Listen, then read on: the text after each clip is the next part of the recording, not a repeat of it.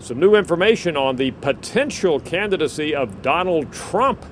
We asked all Americans over the weekend whether they would definitely vote for Mr. Trump, might vote for him, or definitely would not. We also asked the same question about some others, and I'll get to that in a moment. Look at the data here. 64% of registered voters, and these are of all parties in this country, say they definitely would not vote for Donald Trump for president.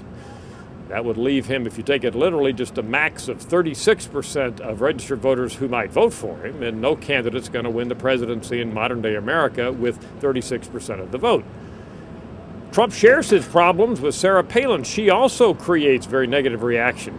So both Palin and Trump are what we would call reaction-generating personalities who've already created quite a few negatives out there on the part of the average American.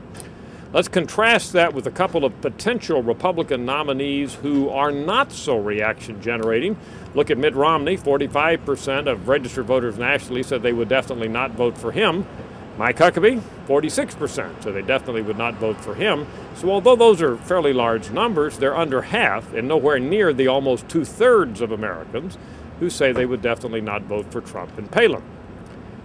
Some other data about Donald Trump. We just updated Americans' image of him, just in general. Do you have a favorable or unfavorable image of Donald Trump? Look what a difference a few weeks make. Back in March, his image broke about even, 43% favorable, 47% unfavorable. Now, in April, what do we find? His negatives have gone up to 53% and his favorables down to 36%.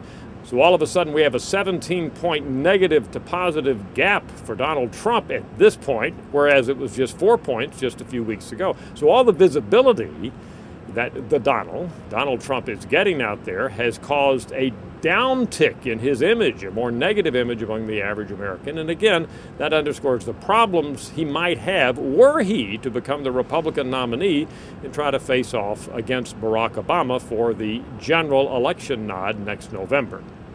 That's our latest update on the saga of Donald Trump and a possible run for the presidency. We'll keep monitoring it in various ways. I'm Dr. Frank Newport, Gallup's editor-in-chief.